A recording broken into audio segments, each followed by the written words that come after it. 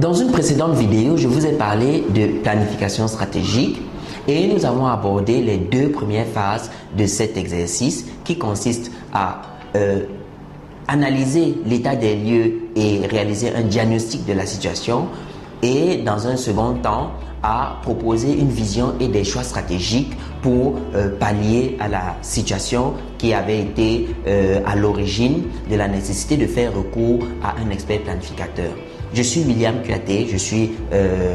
expert en planification stratégique et aujourd'hui je vais vous parler donc des deux prochaines phases qui sont le plan d'action prioritaire et le dispositif de mise en œuvre et de suivi-évaluation. Dans la dernière phase, nous avions dit que lorsque nous arrivions au bout de la phase de choix stratégique, nous avions une liste d'activités qui étaient nécessaires à mener pour atteindre les objectifs que nous avions déclinés. Eh bien, cette liste d'objectifs est censée être regroupée en composantes cohérentes dans le cadre de ce qu'on appellera un plan d'action. Un plan d'action, c'est quoi? C'est un document qui regroupe l'ensemble des actions, des activités, des tâches et des sous-tâches qui sont nécessaires à l'atteinte d'un objectif ou d'un groupe d'objectifs appelés objectifs stratégiques. Et donc,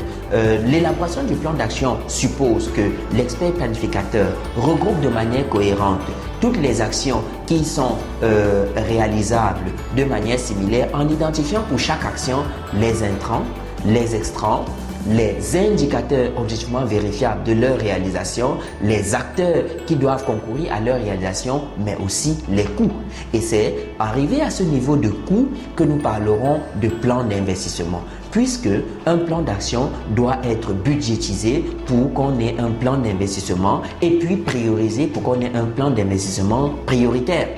Vous aurez compris avec moi que lorsqu'on parle d'investissement prioritaire, il s'agit des investissements les plus urgents à réaliser dans l'immédiat. Et donc, le plan d'investissement prioritaire se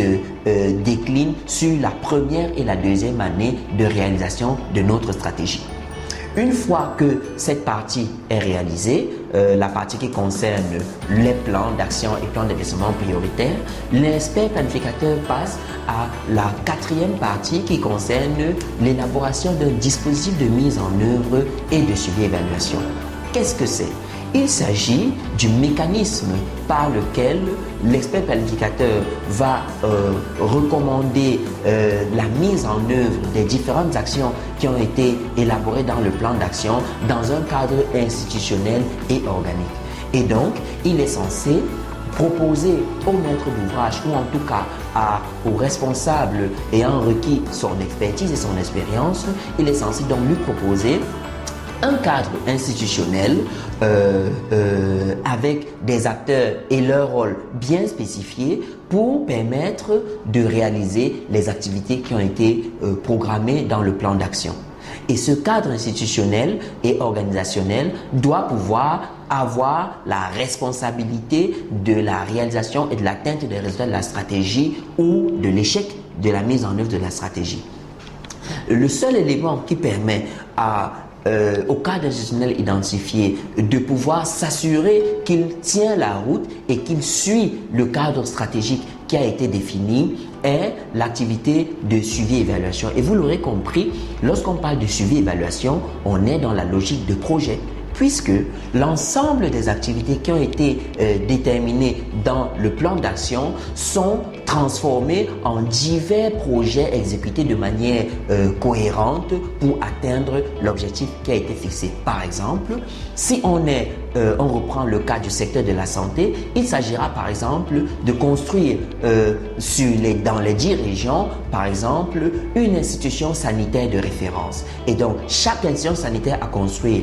sera donc transformée en un projet spécifique qui sera réalisé dans le cadre de l'activité de plusieurs acteurs et dont l'enjeu déterminant pour l'atteinte du résultat lié au cadre stratégique sera le suivi-évaluation.